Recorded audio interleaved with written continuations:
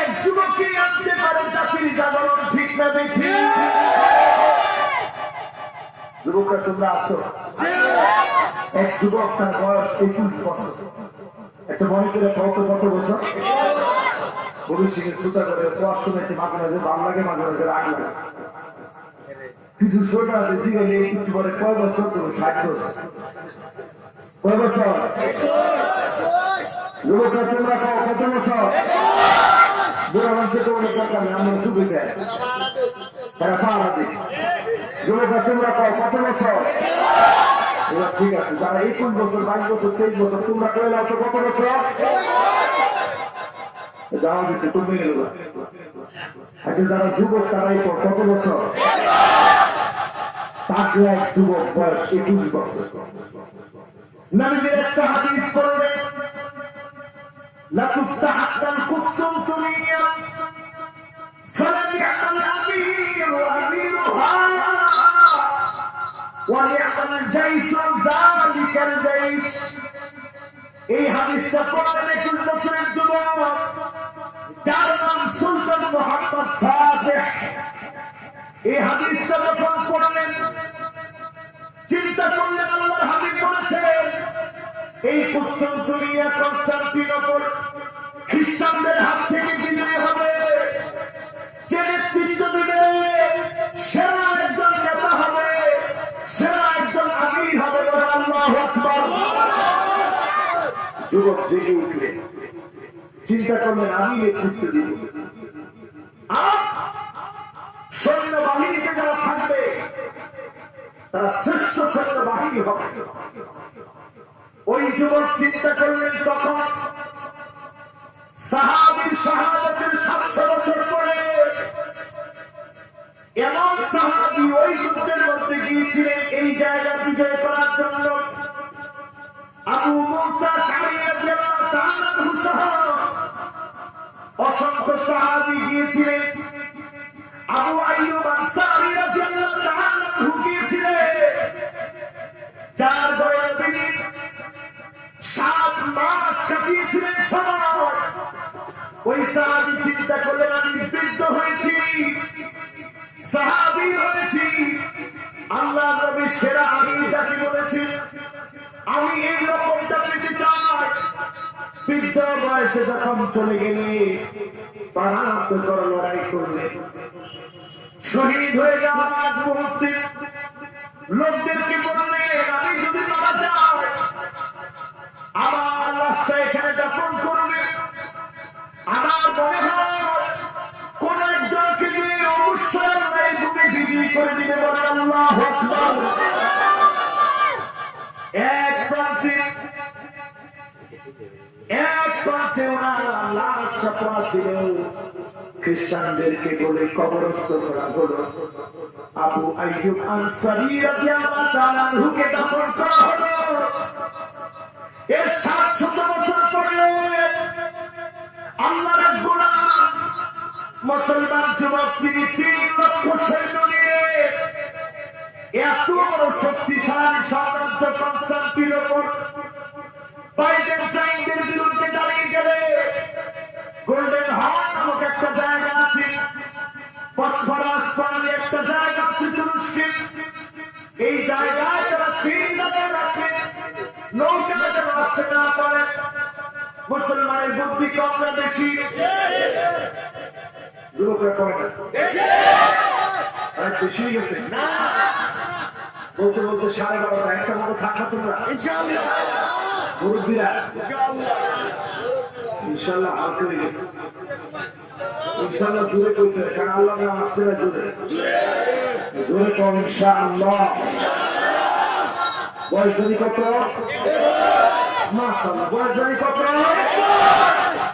ঠিক আছে, 21 বছর বয়সে ছিল। কত বড় বুদ্ধিমান চিন্তা করে দেখে। রাত্রিকালীন সময় ঢুকেছে, পশু কোরবানি করেছে।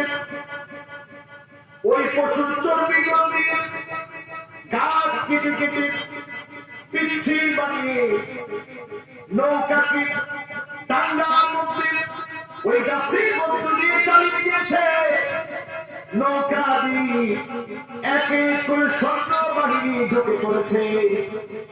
যেই জায়গা খ্রিস্টানদের ছিল ওই জায়গা দখলের জন্য দিয়েছে। উপর থেকে ট্যাঙ্ক ফেলে দিয়েছে, উপর থেকে আগুন ফেলে দিয়েছে। তারপরেও কালেমার বিজয়ের জন্য একজন মুসলমান বাঁচাবে না। 21 বছর যুবকের হাত দিয়ে তিনি বিজয় দিয়ে দিয়েছেন। তিনি কে? অনেকের মনে কষ্ট হচ্ছে, আসলে রাত অনেক বেশি হয়ে গেছে তো। আচ্ছা, ইনশাআল্লাহ একটার মধ্যে শেষ হবে। যার যার কষ্ট হচ্ছে, যার যার কষ্ট হচ্ছে আসবেন ইনশাআল্লাহ, আসবেন ইনশাআল্লাহ। মাশাআল্লাহ। যুবকের বয়স জানি কত? 21 বছরের যুবককে দিয়ে আল্লাহ বিজয় অর্জন করায়। সুলতান আব্দুল হামিদ ছিলেন এই বংশের একজন। যখন তাকে ইউরোপের লোকেরা বলল হজ করার জন্য সমুদ্র দিয়ে যেতে পারবে না, তিনি বলবেন ট্রেন লাইন বানানো যাও। মসজিদ নববী পর্যন্ত যখন কাজটা পৌঁছায় গেছে, আমার তো মনে হয় আপনারা কষ্ট হয়ে যাচ্ছে, অনেকে চলে যাচ্ছে।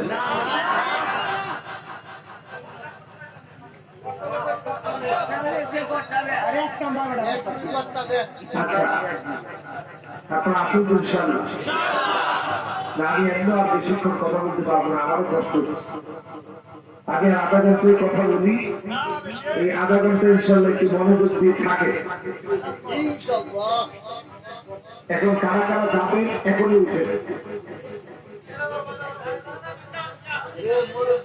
আর যারা যারা থাকবেন ইনশাআল্লাহ থাকে। পুরো দুনিয়াকে শাসন করেছে, ইউরোপের বিভিন্ন অঞ্চলে পর্যন্ত মুসলমানরা শাসন করেছে। আজকে ওই দিকে তাকিয়ে দেখে ওই তুরস্কের বিরুদ্ধে পর্যন্ত চক্রান্ত চলতেছে, ঠিক না বেঠি? আগামীর বিজয় বিপ্লবটা মুসলমানদের তার প্রাপ্তি। আগামী শতাব্দী হবে মুসলমানের বিজয় শতাব্দী। আগামী শতাব্দী হবে কালেমার বিপ্লবের শতাব্দী।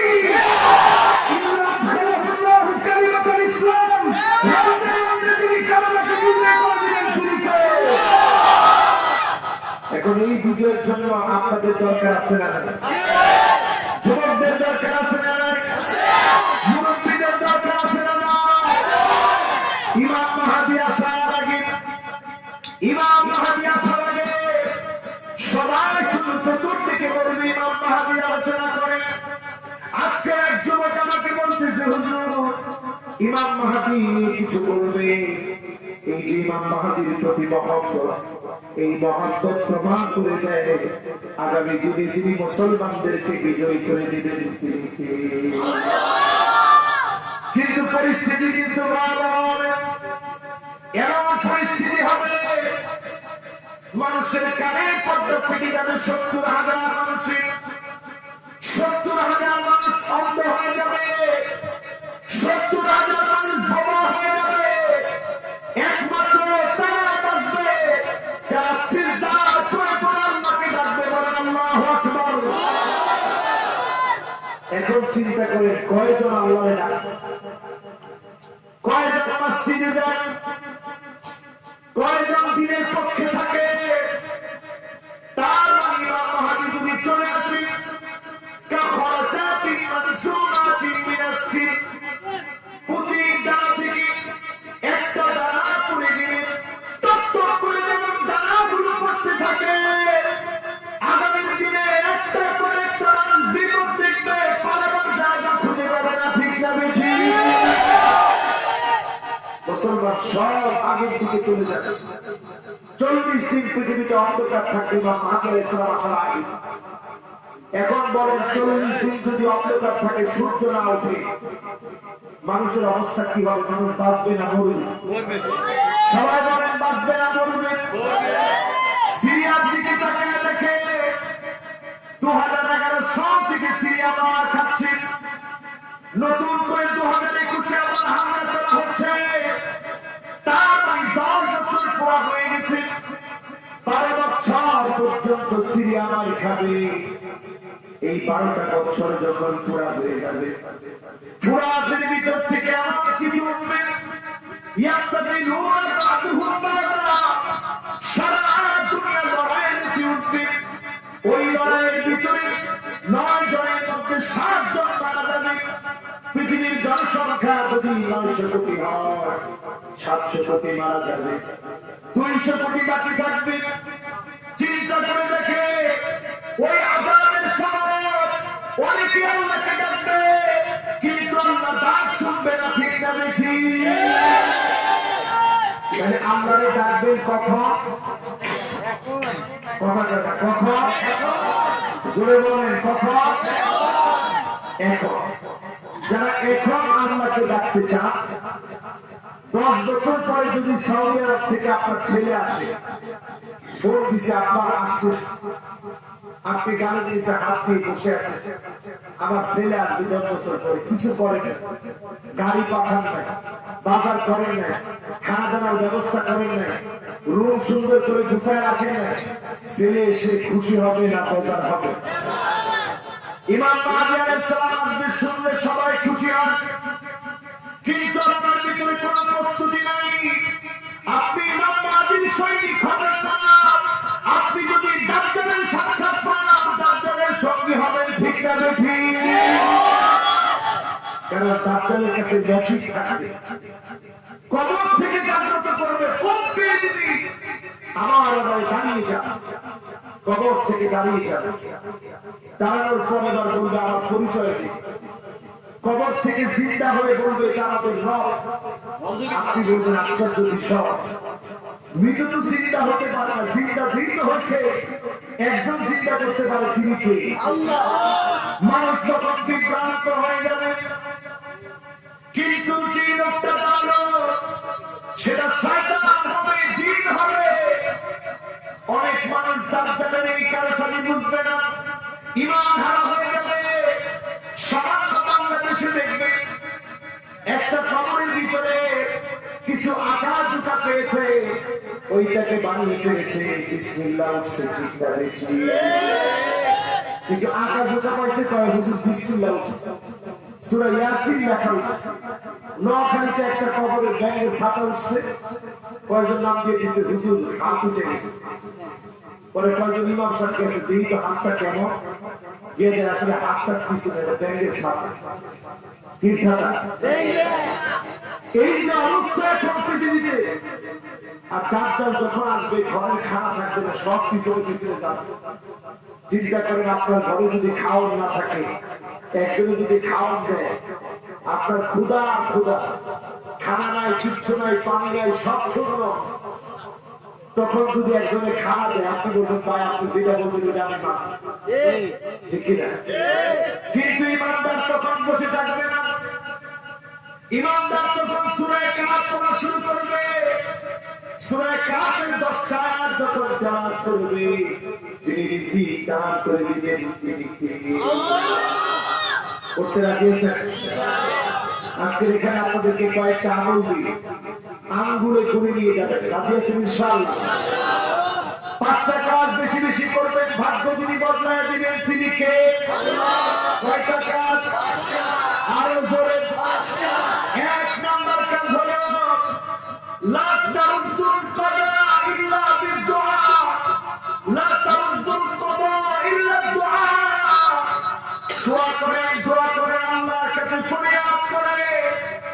নতুন করে বৃষ্টি হওয়ার কারণে, প্রচন্ড শীতের কারণে সিরিয়া শহর থেকে পানি জমে গেছে, মুসলমানের আত্মনাদের ভারী হয়ে যাচ্ছে। সোমালিয়ার মানুষের খাবার নাই, ইয়ামেনের মানুষের খাবার নাই, ফিলিস্তিনের মানুষগুলো ঘুমাতে পারে না। নতুন করে ইসরায়েল মরক্কোর মধ্যে গিয়ে নতুন করে এমবাসি করতেছে। তার মানে হলো আগামী দিনে তারা সুদানে হামলা করবে, মুসলমান দেশগুলোকে নিঃশেষ করে দিবে। তারা যখন এইভাবে মুসলমানদেরকে মারছে, আপনি যদি দোয়া করতে না পারে, আপনি লিখে রাখেন আগামী দিনে আপনি আমার খেতে হবে, আপনিও খাবেন, ঠিক আছে? ঠিক বাগদাদের মুসলমান চিন্তা করতে পারে নাই কিছুদিন পরে বাগদাদ হামলা হবে। আনাতোলিয়ার মুসলমান চিন্তা করতে পারে নাই হামলা হবে। তুরস্কের মুসলমান চিন্তা করতে পারে নাই কামাতা তুর্ক বন্ধ বানিয়ে দিবে। উইগুরের মুসলমান চিন্তা করতে পারে নাই এভাবে বাঁধবে। কিরগিজস্তান, তুর্কমেনিস্তান, উজবেকিস্তান কেউ চিন্তা করতে পারে না এইভাবে মুসলমান মার খাবে। আগামী দিনে যদি এখনো সজাগ না হয়, আগামী দিনে মুসলমান হিসেবে বাংলাদেশের মুসলমানরা মার খাবে। ঠিক না বেশি? এখনই সময় থাকতে প্রস্তুতি নেয়, আল্লাহর কাছে ফরিয়াদ করে, নিজের চরিত্র পরিবর্তন করে। যিনি বিজয় দান করবেন তিনি কে? এক নাম্বার কাজ কি? সবাই বলেন এক নাম্বার কাজ কি? আরো জোরে বলেন এক নাম্বার কাজ কি? দুই নাম্বার কাজ হলো লা তারুদ্দুল কদা ইল্লা বির। পিতামাতার সাথে সদাচরণ করেন, যিনি ভাগ্য পরিবর্তন করে দিবেন তিনি কে? ডাক দিবেন কে? এখন পিতামাতার সাথে ভালো আচরণ করে ছেলেরা? বলেন যুবকেরা করে?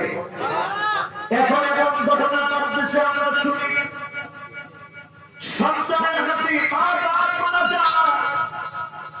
লা তান্তাযির ইসসাআ, সন্তানের হাতে মা বাবার যখন খুন হয়, কিয়ামতের অপেক্ষা করা দরকার নাই। আপনি মনে মনে সিদ্ধান্ত নিলেন, ও কিয়ামত চলে এসেছে, কিয়ামতের সময় সব নিকটে। ঠিক বেশি? একবার চিন্তা করে দেখেন, মা আপনাকে জায়গা দিয়েছে ছোট্ট একটা পেটে, মায়ের মাসিকের রক্ত আপনার খাদ্য হিসাবে জমা হয়েছে। আপনার মুখ দিয়ে আল্লাহ দেন নাই, নাভি দিয়ে আল্লাহ পুষ করেছে। এই রক্তগুলো দিয়ে আল্লাহ আপনার শরীরকে গঠন করিয়েছে। একটাবার চিন্তা করে দেখেন, যারা দুঃখী মা আপনাকে জায়গা দিয়েছে ছোট্ট একটা পেটে, জন্মগ্রহণের সময় এত পরিমাণ ব্যথা পেয়েছে। বর্তমান মেডিকেল সায়েন্স বলে 26টা হাত ভেঙে গেলে যেই পরিমাণ যন্ত্রণা লাগে, এক একটা সন্তান জন্ম দিতে গিয়ে সেই পরিমাণ কষ্ট প্রত্যেকটা মা পেয়েছে। এত পরিমাণ কষ্ট মা পেয়েছে। সন্তানটা দুনিয়ায় এসেছে, সন্তানকে নিয়ে স্বপ্ন দেখেছে। যে মেয়েটা মারা গেল নমস্কার, ওই মেয়েটার সাক্ষাৎকার দিতে গিয়ে বলেছে, আমার মেয়েটাকে নিয়ে একসঙ্গে খেয়েছি, যাওয়ার সময় কম্বলটা গায়ের মধ্যে টেনে দিয়েছি। মা কম্বল টেনে দিয়েছে শীত লাগবে বলে, কিন্তু জাহান্নামের আগুন থেকে বাঁচাতে চার ভিতরে পর্দা টেনে দিতে পারে নাই। ঠিক না বেঠি? মা সন্তানকে মহব্বত করে ছোট্ট একটা প্যাকের ভিতরে পর্যন্ত জায়গা দেয়, কিন্তু এখন এমন সন্তান রিপোর্ট মাঝে মাঝে বের হয়, মাকে গোল করে রেখেছে, সন্তান আরাম করে ঘুমাচ্ছে। পুলিশ গিয়ে ধরেছে, মাকে জিজ্ঞাসা করেছে, আপনি এখানে কেন? এরপরেও মা এরপরের জন্য সন্তানের নামে নালিশ করে যায়। সন্তানের নামে নালিশ করে নাই। সন্তানের নামে নালিশ করলে সন্তান বিপদে পড়বে। এই জন্য সন্তানের নামে যে মা নালিশ করে না, এই মহব্বত যিনি ঘিরে দিয়েছেন তিনি কে? আফসোস, সেই মাকে আমরা চিনি, মাকে আমরা মহব্বত করি, বাপকে আমরা মহব্বত করি না। যেই মানব সব দিয়ে দিল, এত বড় ঘর আপনার, ছোট্ট একটা খাটে এক কোণাতে মায়ের জায়গা হয় না। ওই যুবকদের ভাগ্য পরিবর্তন হবে না, ওই যুবকদের ভাগ্য পশ্চিমকালেও পরিবর্তন হবে না। তাদের জন্য আল্লাহর পক্ষ থেকে আযাব আসবে। ঠিক না বেঠি? গেল কয়টা?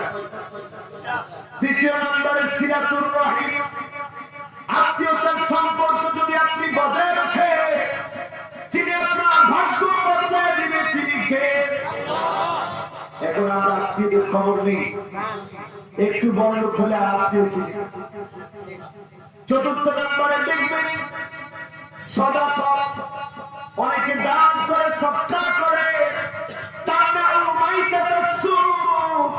দান সদকার কারণে আপনার খারাপ মৃত্যু থেকে যিনি হেফাজত করবেন। কত নাম্বার? এবার 5 নাম্বারটা বলি আমরা। 5 নাম্বারে হলো তাসবিহ। নবী ইউনূস আলাইহিস সালাম যখন মাছের দাঁড়ি, ওই জায়গাটা আমি দেখেছি যেখানে মাছ নাকি উদ্গীরণ করেছি, ওই জায়গায় গিয়ে অবাক হয়েছি। আজ পর্যন্ত চিহ্ন দেওয়া আছে, মাছ যেখানে উদ্গীরণ করেছে ইউনূস আলাইহিস সালামকে মাছের পেটে থেকে তিনি তাসবিহ করেছিলেন, লা ইলাহা ইল্লা আনতা সুবহানাকা ইন্নী কুনতু মিনাজ জালিমিন। এই তাসবিহ কারণে যিনি হেফাজত করলেন তিনি কে? আল্লাহ। আজকেও যদি আপনি পড়েন যিনি আমাদেরকে বাঁচাবেন তিনি কে? এই 5টার মাধ্যমে ভাগ্য বদলাবে। আর 8টা এমন কাজ করবে যে 8টা কাজের কারণে জান্নাতের দুয়ার আবার আল্লাহ খুলে দিবে। করেন আল্লাহু আকবার। সময় 5 মিনিট হবে, আপনাদের হবে। এবার একটু বড় যোগটা দিয়ে বনটাকে একেবারে নরম করে দিন। 1 নাম্বার হলো ইহসান ওয়া দুরু। সুন্দর করে আগামী জীবনের জন্য তরুণেরা প্রস্তুতি নাও। ইহসান ওয়া দুরু, সুন্দর করে ওযুটা করো, এমন ভাবে ওযু করবে মিন তাহতি আযফারিহি, নখ থেকে যখন টপ করে পানিগুলো পড়বে, এই পানির সঙ্গে যিনি আপনার আমার গুনাহগুলো মাফ করে দিবে। এরকম সুন্দর করে ওযু করতে কি রাজি আছে? কেমন করে করবে? সুন্দর করে ওযু করবে, তাকায় তাকায় দেখবে টপ করে পানি পড়তেছে, মনের ভিতরে একটা সান্ত্বনা দিবে, যিনি গুনাহ মাফ করতেছে তিনি কে? চেহারাটা যখন দৌত করবেন চিন্তা করবেন আমার এই চকচক করা পানি